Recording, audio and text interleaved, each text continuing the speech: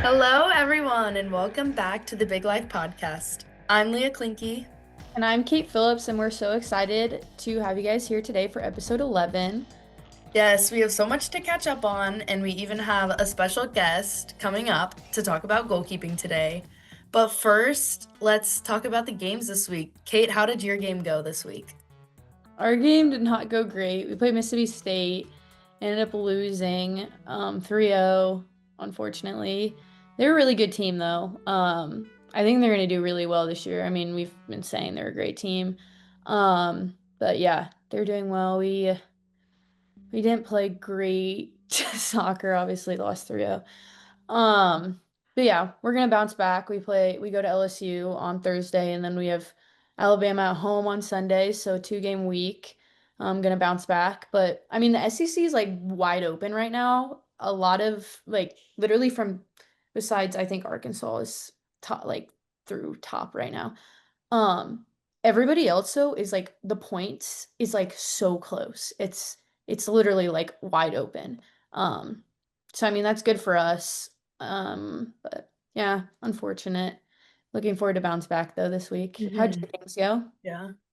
Well, yeah, I think I mean, that's like a good sign that the SEC is like wide open. And I mean, I think it is for every conference. There's been crazy results, but it's important, like we have basically like 3 or 4 weeks left until like those tournament like SEC, ACC, the end of the season tournaments start. So I mean, there's still a bunch of opportunity and chances just to try to lock in your spot for that tournament. So I feel like that'll be a good goal for you guys definitely to continue to improve and just make your way up the SEC, which I'm sure you guys will do. But yeah, Mississippi State is they're a really good team, especially in these past few years. They've been a really good team. So, but y'all will be able to bounce back just fine. Our games last week, we had two. We played UNC on Wednesday and we won 4-3. Crazy game. We were up by 3 goals and then we gave them two. It was back and forth at the end of the game. We played well besides giving up 3 goals that were we just like turned off for a minute because I think we were up and we were like, oh, we got this, and then we turned off. But I mean, anything can happen. So we definitely learned our lesson from that. And they are a great team, so they were able to capitalize on quick opportunities. Like I think right after we scored our third goal, like 2 minutes later, they scored. So it was definitely a battle. They're a great team, but it was very good result for us. So that was good. And then so we played that at home, and then on Sunday we traveled to Clemson. Beautiful place, by the way. Wow. I mean, Clemson was beautiful. And we ended up winning that game as well. It was 5-1. And that was a great performance for our team. Our coaches have been talking to us a lot lately about like mental stamina and how we can't get too high or too low on anything. So, and just taking care of every single game because some teams are easy to overestimate or underestimate, like, oh, they're really good or like they're really bad, like we should win, like whatever. Clemson obviously a great team always, but just like in general. So yeah, we were mentally like locked in and ready to play and we played great. So that was a good result for us and a really good week for us in general. But still we have a lot to work on, especially in giving up some goals that should not have been given up. So yeah, it's been great. And then next week we play, or I guess this week now, we play Louisville on Friday. So, and it's going to be interesting. Last year we tied them 1-1. Now and we played them at Louisville. This year we play them at home, so at Notre Dame, and they're really good this year. They've been having a heck of a season. I think they're riding on like a big win streak. Don't quote me on that, but I think they've been winning a lot of games. I think they're ranked like 10 or 15 or something really high. So, I mean, it's going to be a great game, and they have some really good players. So, looking forward to that this week for sure. But I wanted to add Louisville, a lot of my like I have a couple of club teammates that play there, and then also like a lot of from people from summer league. So I've been seeing like they've been doing really well. Mm-hmm. They have. Um, but yeah, like two of my old club teammates play on that team and play well. I wonder, wait, which side are you on? Are you on the left? Which side of what? The Oh, back. like my position? Yes, yeah. Oh yeah, I play like left, like wing back, Okay. yeah, Well, you'll normally. play against my friend Emmy, I assume. Oh, no way. Yeah. That's This cool. That'll be fun. should be exciting week with some games, so can't wait to see how we do. But Hmm. um now we're gonna get to talk to our guest, so we're gonna add him. Hi guys, we have an awesome guest with us here today, Austen Parker. He is a assistant coach here at the University of Missouri. He works directly with the goalkeeping group. This is Austin's first season with the Tigers after joining us in May. Before coming to Mizzou, he served as a goalkeeping coach at North Texas and Central Oklahoma. Today, we're excited to talk to him about goalkeeping development, mentality, and his coaching career. So, Austin, why don't you start off by telling us about your soccer career? Yeah. Yeah, like Kate, really appreciate that. First year with working with Kate specifically and being with Missouri. Loved it so far. So my soccer career actually started in Oklahoma. Got into soccer just kind of as most kids do around that youth 4v4 age. I enjoyed soccer at the time, but it really wasn't my sport. Those were the ages where goalkeepers really weren't a thing. And I liked soccer and I played it, but I think as soon as kind of goalkeeping became a thing, I really fell in love with the position. So I played for Oklahoma Energy growing up. I had a fantastic coaching staff there. I had this two different head coaches throughout my club career. Both been fantastic, have had very good careers. And then my goalkeeping coach, actually, Alexis Vizarellas, he's probably the reason I got into goalkeeper coaching. I think that from a young age, he made me fall in love with the position. He influenced me in positive ways. He made goalkeeper training fun. So that was kind of where my love for goalkeeping started. Played throughout my club career. Then I played at a couple different small colleges in Oklahoma. I played in the NAIA. Enjoyed what I got to do there. I kind of knew that I always wanted to be a coach. I wasn't an elite level player or goalkeeper. I was a bang average goalkeeper. And I just love the position. I love to study it. I love the game. And so for me, I loved playing, but I kind of knew I always wanted to step into that coaching role. So playing career, played semi-pro for a little bit, played 3 years in college, but really that was it for me. I kind of got into coaching as soon as that was over, and that's where we're at now. That's awesome. What do you think is your favorite part about coaching and specifically goalkeeping coaching? Ooh, that's a great question. I love developing goalkeepers. I like the actions after a big save. I like the preparation that goes into goalkeeping. And for me, why I fell in love with coaching and goalkeeping is really the relationships with people. There's very few jobs that you're in charge of a group of people and you kind of get to see them grow and develop and into not only goalkeepers and good soccer players, but at the collegiate level, they go on to graduate and get awesome jobs and do things like that. And that to me is probably my favorite part of coaching. Now, specifically goalkeeping, I'm really into the position. I think that it's a sport inside of a sport. I've studied it for a long time. I've coached it for probably 10 years now. And to me, I think that the uniqueness of the position, the unique role we have to play while still keeping kind of our identity on the field and things like that is probably what draws me most to the position specifically. Yeah, let's dive a little bit deeper with goalkeeper specific things. Would you say is the biggest adjustment for goalkeepers having to transition from club to college level? Yeah, I think that, there's a ton of clubs around, right? And if you don't make one team, you can go to the next. You're gonna play a lot as a goalkeeper in club. And I think the biggest transition is probably the mental side for goalkeepers, right? You can go from playing 90 minutes every game. If you're healthy, whether you train that week or not, you're gonna play if the team has trust in you and things like that. And when you get to college, you're stepping in an environment with older people, older players, players that have kind of been there and done that, and specifically about goalkeeping, you really don't see the field right away. Now, there are freshmen that come in and do, but a lot of the times you're stepping in and you're kind of just training. Now, you're going to see the field and maybe some preseason stuff and during training going 11v11 and things like that. But I think the biggest transition for high school goalkeepers going into college is is the mental game behind it, because you're, like I said, you're going from playing 90 minutes every game, and especially like at schools like Notre Dame and Missouri, you were probably one of the top prospects on your club team, things like that. So you played every minute, and you're the big time goalkeeper, things like that. And then you step into college and you're competing with 21, 22-year-old athletes who, and I think, Kate, goalkeeping is a lot of experience, right? Like you can have the best trainers, you can have this, that, the other, but without game experience, there's no better teacher in goalkeeping than actually playing the game, right? Mhm. So that's the biggest thing, is going from playing all the time, training maybe goalkeeping once or twice a week, to, well, now you're training 5 times a week and you have to show up every day and be 100%, be at your best.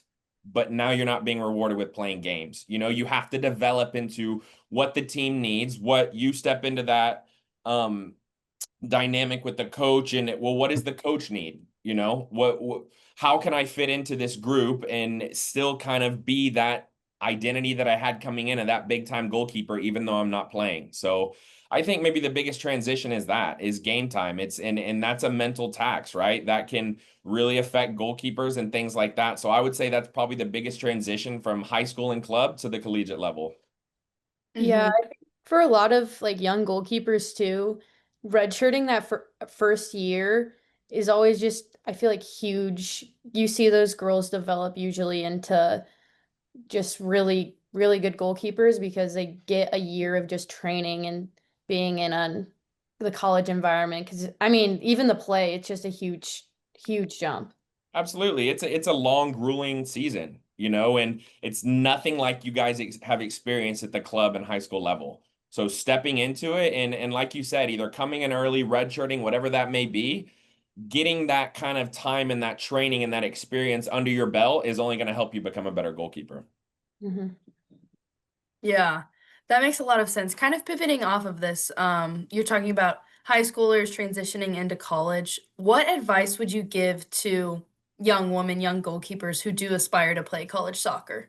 Yeah, young goalkeepers, I think that you need to get as much exposure as possible. That's going to camps, going to watch games, to see kind of what that team plays like. But the biggest thing is going to be exposure, whether that's going to club camps that invite college coaches, or going specifically to that college you likes camp. Because I think a big thing for goalkeeping is, as much time as I spend with the goalkeepers here at Missouri, and as much time as I spend with Kate, is especially at the recruiting level, is I have to enjoy training you, right? Because we really only have 3 or 4 goalkeepers most of the time, and only one's playing, so I have to see how you respond to that. But I think the biggest thing is getting out in front of those coaches, sending emails, sending texts, all that stuff is big. But going to the camps, getting in front of the coaches, shaking hands, introducing yourself, training like you train back at home.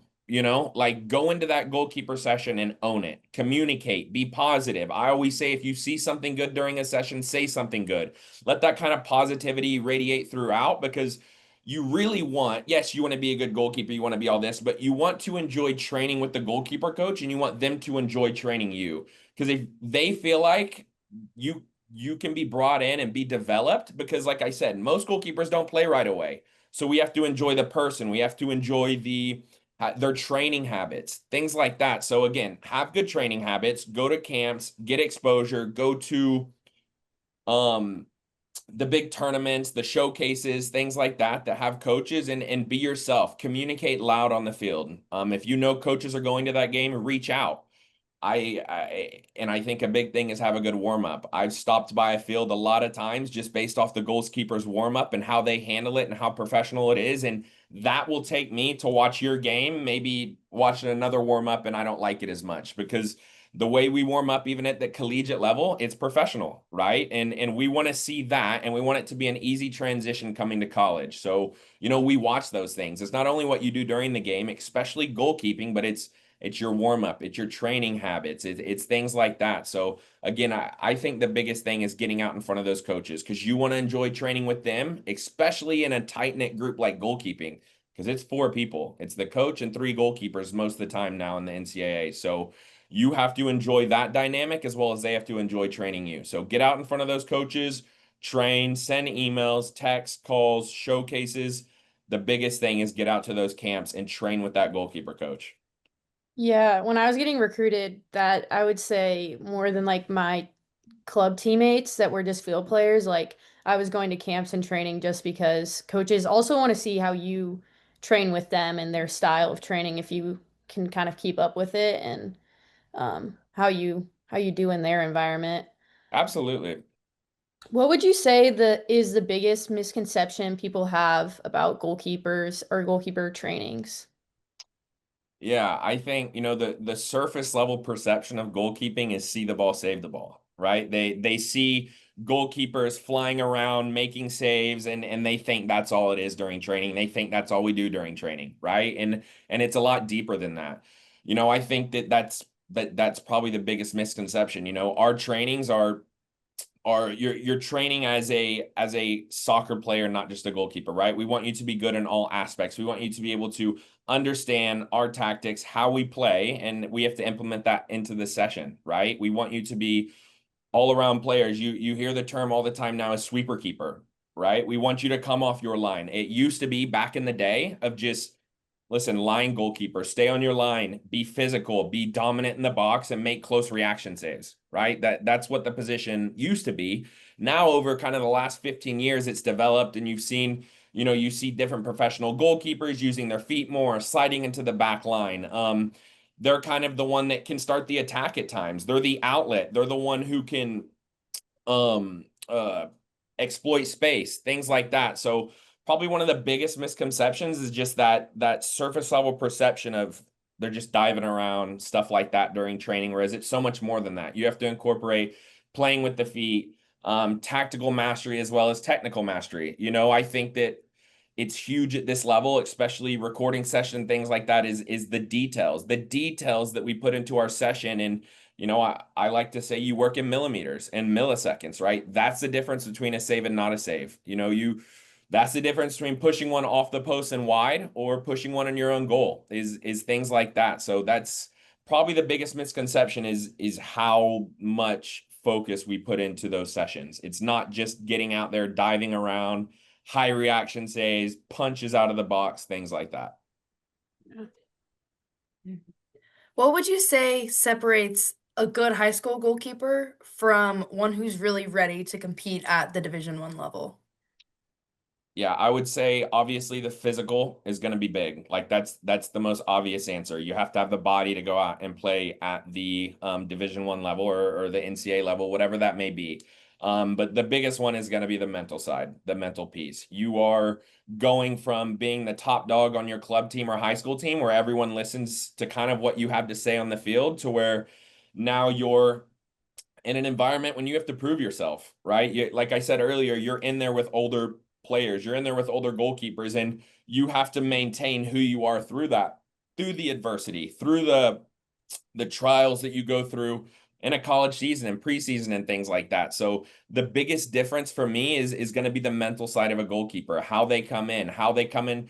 I mean, you can tell pretty quickly kind of how they came in preseason, if they took it seriously or not, right? Are they training? Are they doing the right things? And then again, where are they at mentally? Are they stepping in the session and making the session their own and already being treated and treating themselves like the number one? And again, that's not taking reps from other people. That's not being negative, but that's having a confidence and a swagger about you during the session to where you just kind of exuberate that throughout the team. And probably one of the hardest things to do at a young age is kind of give that confidence to the rest of your team, whether that's through communication, shot stopping, claiming your box, things like that. It's such a difficult thing to do. So those goalkeepers that come from high club soccer, high school level into college, it's going to be the mental aspect. Obviously, if you're being recruited at those big schools, you probably do have the body for it, the physical side, things like that. But now it's how's your mental side going to be stepping into that? Yeah, that's something, I mean, we talk about a ton. And I mean, it's taken me a while to work on over the past 3 years. And finally seeing like good effects from it. And I mean, it takes a while to develop into, especially for a young goalkeeper. Um, Hardest thing to do for a younger goalkeeper. It really, really is that mental side. You spend a couple years being prepared to come out and you've played every minute this season. So it took you training, game experience, letting goals in, making big saves to kind of get you that confidence level to step in and have the season that you're having. How this is a question I think a lot of younger goalkeepers have, and I mean, even I, not a question, but people like will say is that size for a goalkeeper, your height is something that matters. How important do you think the size or height for a goalkeeper at the college level matters? Just because I could be considered a small goalkeeper, especially in the SEC. What are your thoughts on that? Yeah, I'm not going to say it doesn't matter. It absolutely does matter. It is more natural to look at a taller goalkeeper than it is a smaller one. That does not mean the smaller one cannot do the things that the bigger goalkeeper can do. I see it firsthand with you every single day. The way you lead, the way you make saves, the way you carry yourself throughout a training, you do so much more than just the physical aspect and the size, right? So yes, is size a thing? Absolutely. You're going to get looked at first. And maybe you feel like as a smaller goalkeeper, you have to prove yourself a little bit more. And, that's natural. And I think that that's something you've done. And to me, it's not the biggest thing in the world. You want a goalkeeper back there that's confident, that I say this all the time, is okay with conceding goals, because that's kind of the purpose of it, right? Now that can go so much deeper than that and kind of the way people take it, but we want you to bounce back from those things. If you don't have the mental side, it doesn't matter how big, tall, strong you are. It really doesn't. And I would say, I didn't get to train you the past couple of years, but one of the best parts of your game right now is your mental side and how strong you are mentally. So for me, if you've got the mental side, if you're tactically sound, technically sound, you've got a top goalkeeper there. It really does not matter the size. Will it maybe get you more looks in recruiting, things like that? Absolutely. Will you maybe feel like if you're a smaller goalkeeper, you got to step and improve it a little more? Absolutely. But that kind of comes with the position, right? And then that can motivate the goalkeeper as well. So I'm not going to say that it's, oh, I don't pay. Obviously, through the recruiting process, things like that, you're going to pay attention to those things. But once you actually get on the field and in the session, things like that, and in the game, it really doesn't matter. More matters how you carry yourself. Are you a leader? Does the back line have the trust with you? Does the team have the trust with you? Things like that. Mhm. Yeah, you've already kind of mentioned the mental side of goalkeeping, but can you dive a little bit deeper into kind of the mental side that people don't talk about as much as a goalkeeper, especially when bouncing back from maybe giving up a goal or like having a mistake, because one mistake in the goal can cost a lot. So, what is your advice on that? Yeah, I think that you have to be okay with failure. I really do, because I think that every time we concede a goal, it's considered failure, right? It doesn't matter if it was our fault or someone else's fault. Our job is to keep it out. You have to be okay with that. You have to learn from it. And you have to be okay with it. You have to be able to handle the intense pressure. And another word that I like to bring up in goalkeeping is the isolation. Because on the field, when you make a mistake, there's nobody to talk to. You can't look at your center back. There's no, you're not right there with somebody else. There's not a coach next to you. You can't get a sub out, things like that. You're there by yourself in your own head, right? So how do you then handle that? I think that one thing I love to implement with goalkeepers is a physical reset. I like to unstrap the gloves, strap it back on, and I even do this during training. Once your gloves are restrapped, you're not allowed to think about the past. Whether you just conceded a goal, just gave the ball away, whatever that is, I think that having a physical reset is also kind of a mental reset and tells you, okay, gloves are back on. What can we do now? So it's definitely the most important part of goalkeeping. You have to be okay with failure. You have to understand that you're going to make mistakes. You're going to concede goals. But more importantly, how do you respond? Are as soon as you concede the goal, does your head drop? Do you kind of let that negativity and that doubt spread throughout the team? Or do you keep your head up, get the ball out of your goal, quick physical reset, girls, let's go, and we continue to carry on? Because that, I'll tell you what, the 5 minutes after you make a mistake and concede a goal feels like the loneliest spot in the world. You can hear the fans, hear the coaches, you're thinking in your head what everyone else thought of that. Did it look as bad as I thought? All these other things, but you can't think about that during the game. You have to be able to forget about it and move on. And that's probably one of the biggest things. Now, as well as kind of you have to manage the competition and the uncertainty, because especially in preseason, especially in those early days, you might not be playing, especially during the season. Well, then how do you handle that? And to me, mental side is the biggest part of goalkeeping. So I think that the biggest thing is being okay with quote unquote failure, because that's what it is. We fail a lot in goalkeeping because the ball touches the net a lot, but we have to be okay with it. We have to move on, and we have to stay positive and continue to focus on the details and control what we can control, right?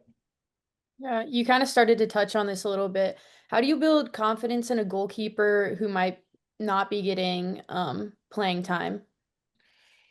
Yeah, it's an interesting one, right? Because you want to make them feel valued. For me, a couple techniques that I use is you want to give them opportunities to be successful during training.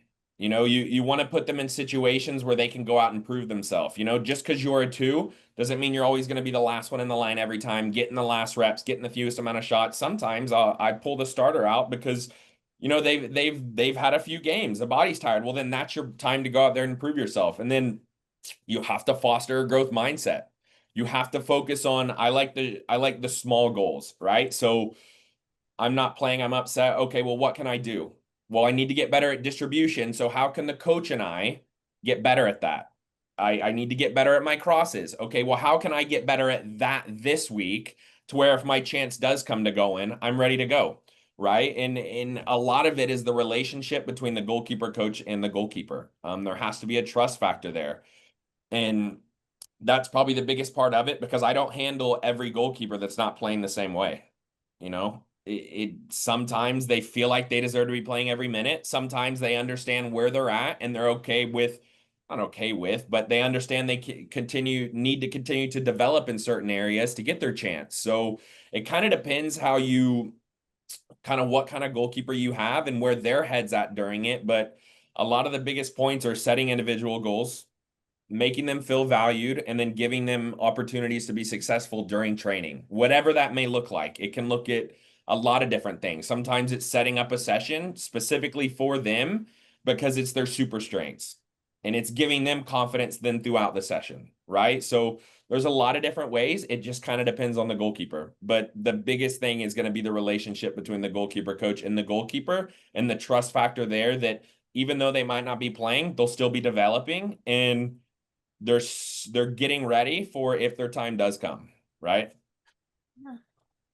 Could you talk a little bit about how big it is for goalkeepers to watch film, not just from games, but training as well? Absolutely. It's absolutely massive. It first of all, it shows you have a professional mindset, which I think you guys know at your level you have to have, right? Um, I think tactically it helps tremendously. It helps you understand your role in the team, how you can play your role, and then specifically how you can improve. Where are the spaces to exploit when the ball's at my feet? Do I need to drop more to give depth? It's all these different kind of things, right? So especially during training, depending on where you set the camera, it can help you pinpoint certain technical improvements, like certain technicalities that you may have in your set, or how you approach a ball, or how you strike a ball. And then going and reviewing that, a lot of us are visual learners. We want to see the correct way to do it, and we want to see the way we're doing it, because I can say it 100 times.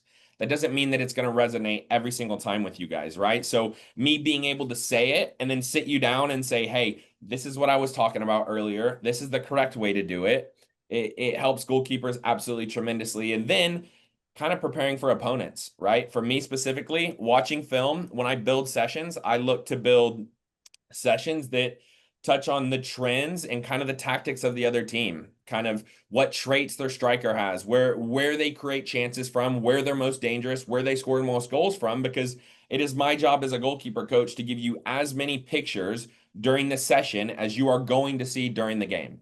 To help you be more prepared. It's my job to give you that experience during the session to where when you see it during the game, it's not going to be like that's the first time it's happened, right? Or you're not going to feel shocked by anything. So it helps you prepare, it helps you become a better goalkeeper. And then depending on how you use it during sessions and things like that, it can fix so many technical deficiencies, especially because earlier something I mentioned was we work in millimeters and milliseconds. So every little thing matters. You have to be extremely detailed in goalkeeping.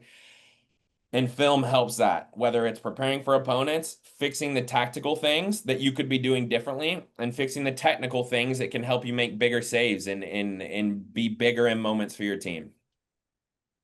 Yeah, I think watching film is huge, even for young goalkeepers. Like, I think in during games, there's situations where you think you made the right decision, and then you look back and you're just like, that was not the right decision in the Gives moment. you some accountability as well. Because Yeah. yes, it's so easy to blame a defender and be like, oh, they should have been marked up. And then you go back and watch film and you're like, where was I set in goal? I actually wasn't set anywhere near the ball line at all. And actually, it was my job to make that save and I failed there. So it gives goalkeepers a lot of accountability too, because there is a thing of, ah, that's not my fault. I I'm so against that. I think every time it touches our net, we have to take accountability, right? And we have to focus on us and what we could have controlled in that situation because we can't control what happens out there, but we can control our actions in between the sticks. For y'all's film, for goalkeepers at Mizzou, do you guys do like mostly individual with the keepers, or do you bring in the whole back line, or how does that work, kind of? So we do a team film that is with goalkeepers and backline and things like that. A lot of how we do film and kind of touching on earlier of how do you handle a goalkeeper that's not playing is we do film open to all goalkeepers. So yes, I may be speaking to Kate and handling those things, but I have the other goalkeepers in there so that they can learn, they can see, and then if their time does come, they're prepared for it, right? And so we do lots of game film. We do scout on the opponent. We kind of do the whole thing here. A lot of training film. If I see something that needs to be broken down right then and there, I'll share it with the goalkeepers. If I see something good, I'll share it with the goalkeepers. We don't sit there and watch as much training film as we do game film, but I am always providing the goalkeeper with training film so that if they themselves want to go look at it or see, hey, coach said this or this, they can then go back and kind of reference that and see themselves during training and kind of see how they did. What excites you most about our goalkeeping group at Mizzou so far? I think I stepped into a fantastic group. I think what excites me the most is the improvement we've already made over 3 months of being together. You and I watched film the other day, and we had already seen major improvements throughout things that maybe a month and a half ago we'd have looked at and been like, "Hey, you could have been better here." Watching film now, you see those improvements. Seeing the improvements in the 2 and the 3. I think that we have a fantastic core that's going to stay together for more than just a semester or two, right? We're going to be together for it sounds like 3 to 4 semesters. So for me, that's nice because I enjoy working with you guys, which is the biggest thing. And I think that there's an extremely high ceiling with this group. I think that every day, all three of you show up to push yourself and work extremely hard and compete, but make it, it needs to be fun while competing, right? And so for me, the most exciting part is that I'm going to be able to have you guys for more than just a semester, and I'm going to be able to see that development through a year 1 and year 2 and things like that. Yeah, I think one big thing with when you have a group of goalkeepers who are all competing for one starting role is something that I don't know about other teams have, but we are all like really close to each other and good friends and like love each other, love being around each other. And I don't think you get that a lot just because you're competing for a spot for one person to be playing. And I think that's something huge at Mizzou that we're all really close and good friends and I don't think you see that a lot in the college game. No, I would absolutely agree with you. I think, it's easy to turn sour when things aren't going your way, right? It really, really is. So, uh, the group we have here, I stepped into a fantastic environment. Obviously, thanks Kelsey for that, and I'm excited to see where we can go from here because the growth in 3 months so far has been huge. Well, thank you for joining us today, Austin. We really appreciate everything you've done for our goalkeeping program so far at Mizzou, and I've loved getting to work with you and build an amazing relationship so far. So thanks for taking your time today and giving us some advice for younger goalkeepers. Absolutely. Thank you guys for having me. I've been watching this a few episodes now, and I love what you guys are doing. Thank you. Thank you so much. Absolutely. Absolutely. It was great having Austin on. We've had so much fun this year already with my whole goalkeeping group, in him. I think all of us, like you said, has made huge improvements. This even I don't even know, we've been 3 months together for 3 months. Um, so I mean, just a testament to the goalkeeping coach that he is. And I think one of the biggest takeaways that I had about what he was talking about was the mental side of the game and how like crucial it is, especially as a younger player coming in like freshman year. I think for me, freshman year, I did have a really difficult time with that just because it was the first time playing in such a high pressure, like obviously as a goalkeeper, it's always like very high pressure situation, but in college it's even more like it's amplified by so much. Hmm. But I think I didn't deal with it as well as I do now and figured out what works best for me and how to also deal with pregame anxiety and pregame nerves that then I let translate onto the field, where now it's like just there's like no, I mean, I always have nerves before a game. I think everybody does, but Hmm. I don't let that go into my warm up and go into my um or my go into my pregame stuff, go into my warm up and go into the game, where previously if I had, I don't know, a bad warm up or something in pregame, then just became a spiral, and then something happens in the game, and then you just keep spiraling. And I think I've figured out how to deal with that, and it's helped me a ton. I Hmm. also think as a goalkeeper too, when you get into a zone, I think for a lot, even for like field players, when you get into this like zone of like just playing well, like you're making like saves that you never thought you could be making, it helps so much with the mental side, because in a game when you're doing that and then I don't know, it just like is like a flow state. You get in this like flow state and then you're just performing at your best. And like when I get into like that flow state, it's just I don't know. Those are the games I always just play my best. Just Hmm. because I'm literally just thinking about nothing and I'm just playing with no pressure, no like thoughts, just like out Yeah. playing, having fun. Yeah. Yeah. When you're in that flow state, just like playing, yeah, and having fun, like you said. I think that's important. I think some of my the biggest takeaways were, well, first of all, it was good for me to hear. Oh, I have never played goalkeeper, so it was good for me to hear a lot about goalkeeping, and especially you guys at Missouri, like how close you guys are, like how you guys support each other, and you guys all seem just like a very tight knit unit. And even though there's one that's playing, like you guys all just supporting each other, backing each other, and being there for each other, and being close off the field too. So that was really good for me to hear about. I think what I liked most from that talk, or what I picked out the most, was when he said that he encourages like a physical reset, like maybe after a mistake was made or after you get scored on or something, like just like taking off your gloves, like that's in the past, like now like I'm a new goalkeeper, like starting over. I think that like really struck me. I think that's such a good idea. Um Especially for goalkeepers, but then even for like field players too, there's if there's something like little you can do to just like reset yourself. I think that's great. So I'm like trying to think of something that like I can do because I'm like, wait, I wanna do that. Like that sounds good.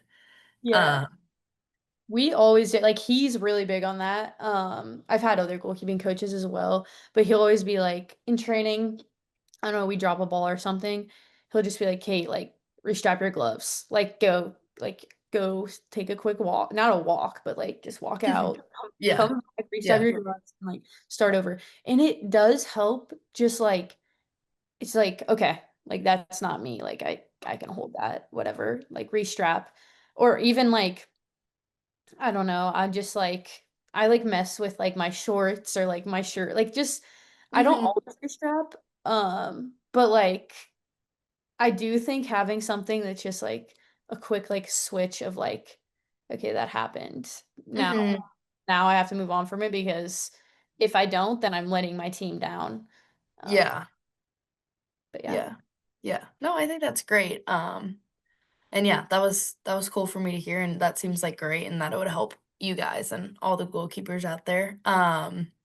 So now we had you guys ask some questions kind of about goalkeeping on Instagram. So we're gonna answer some of them now with Kate. So first off, first question is, do you ever feel pressure and how do you handle that mental pressure? Yeah, I kind of talked about that with my takeaway from Austin.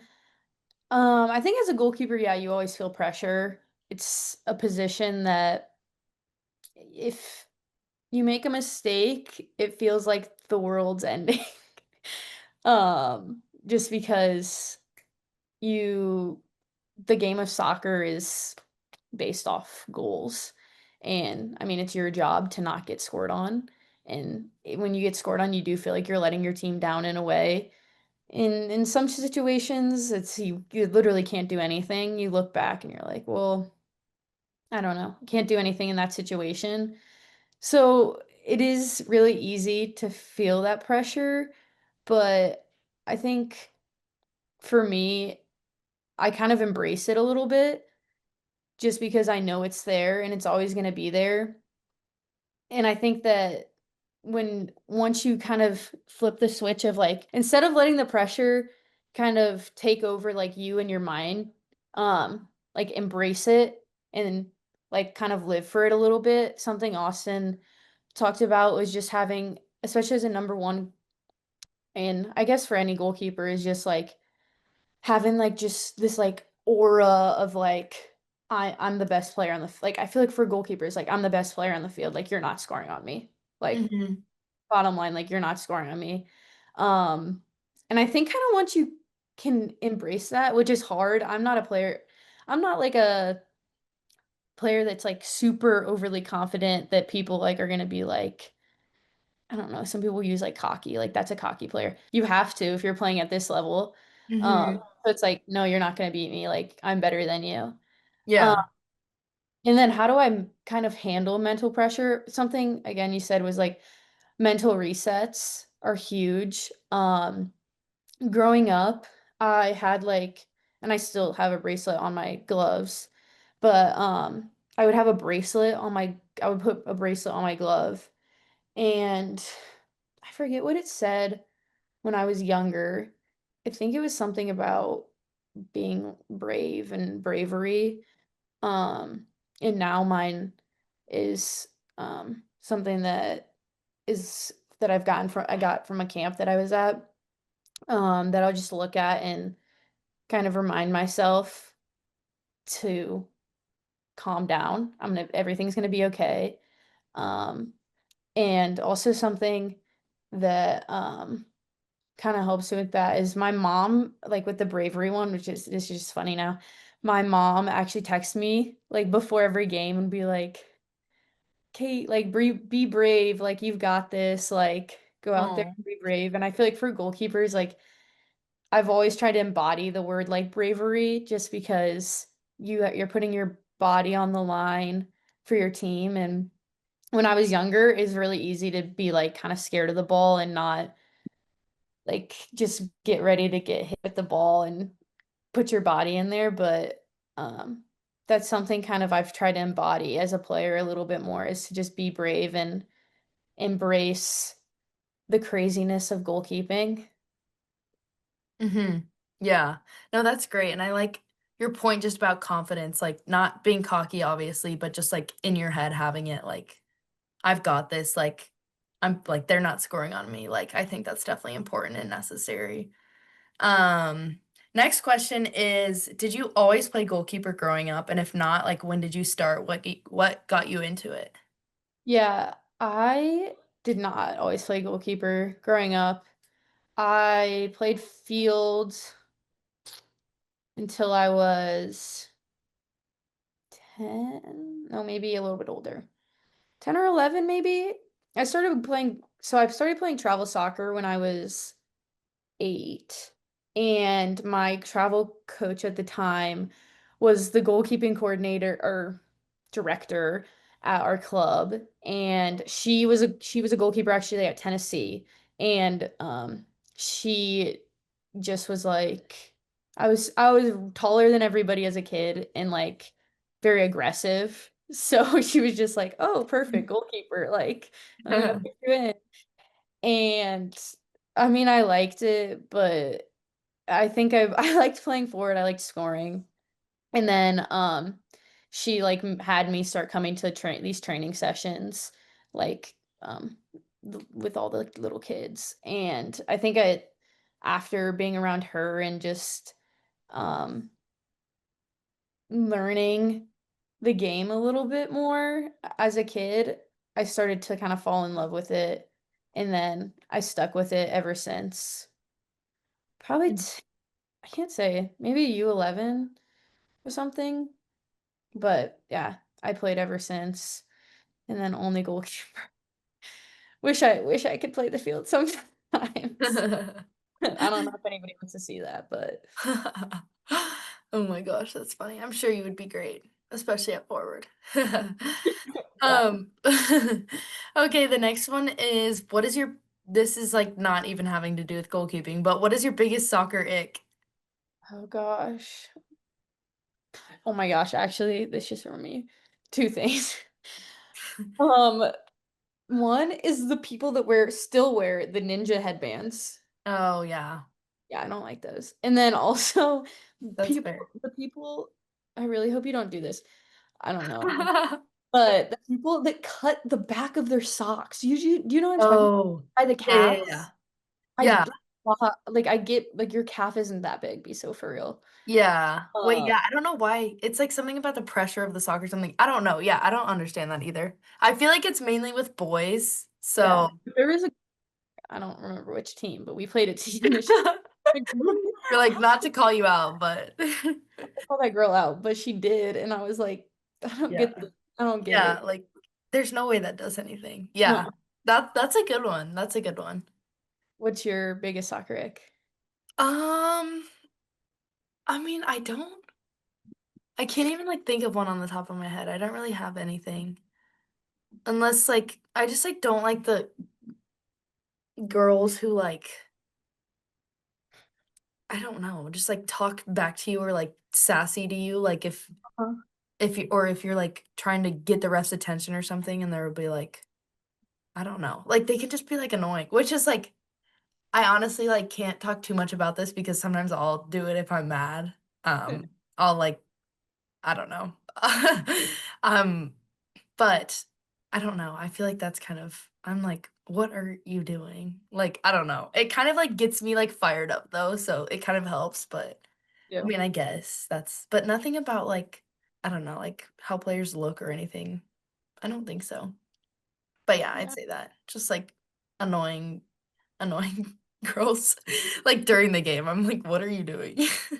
No, I get annoyed with that too because I'm not somebody that like talks back to the ref unless somebody's like, I don't know, doing something to me on a corner or I don't know, something else. But it just like annoys me because then they just start sassing you back. I'm like, I didn't do anything. Like, why are you sassing me? Like, bro, I just like I'm just like here. Like I'm not Yeah. Yeah, yeah, yeah. specifically to you. And I feel like usually like I mean, I there's only like one situation where like I can think about playing that I've like done something that like somebody could have gotten mad at me about. But besides that, I'm like, you're the one that's like pulling on my jersey and I'm just trying to go up and get the ball. Like, I don't Mhm. know, getting mad at me in the ref. Like Yeah. I don't know. Those Yeah. people it's like let Yeah. the ref live. Yeah. Yeah. No, definitely. There's like a lot of complaining to the ref, especially in college soccer, but again, I can't really say anything because I'm probably a big instigator of that. But it's for good reasons. It's all for good reasons. And we love all of the refs out there. I don't know how you do your job with a bunch of angry girls, probably Yeah. unhappy with you, and coaches, angry coaches at your calls, but they're great. The refs are all great. Okay, so the next question that we're going to go over from the Instagram is what makes goalkeepers unique? And this is coming from kind of some of the comments, but then also my personal experience and what I think about goalies in general. First, I think it's just their fearlessness and their bravery. I mean, they have to stop shots that are coming seems like a million miles an hour right at their face or dive across the goal to save the ball. So that's incredible, what they can do and just the bravery that they need to have to do that. And then also, I think what makes goalkeepers unique is the confidence they have and the leadership skills. I mean, they have to be the biggest communicator on their team. They have to communicate, organize the back line, and just be a really big leader on their team. Kind of some of the other players in the game, you can just like blend in with the crowd, blend in with your team. But goalies have such an important position. They can't blend in. They have to do their job or else they're gonna get scored on. So it makes them have a lot of pressure for sure, but just makes them really unique and like star players on teams for sure. It's incredible what you guys do. Thanks, Leah. I'm gonna read actually what some of you guys said. Leah touched on them. People said they're always so tough, fearless, hands down, toughest player on the team. Goalkeepers thrive under pressure. Their willingness to lay their bodies on the line. They're so fun and they hold their teams down. Their toughness and ability to be a leader and coach from the back, seeing everything. Um, they have incredible focus, quick reactions, lots of bravery and leadership. They're the heart of the team, which I love to hear. But Yeah. yeah, I agree with all of those. Yeah, for sure. Well, you guys are all amazing. And I mean, that was a great episode just listening to the interview and your coach and just appreciation episode for all of our goalkeepers out here. It was a lot of fun getting to talk about my position, and hopefully you learned a little bit, Leah. I did for sure. I have learned a lot for sure and just makes me appreciate all the goalkeepers and my goalkeepers on my team too so much more. I feel like after this too. I'm like, wow. Actually incredible, insane what you guys do. Well, thank you so much for listening to this episode of the Big Life podcast. Don't forget to reach out to us if you guys have any questions, and we'll be back next week with some more college soccer. Until next time, see you guys later. Bye. Bye, guys.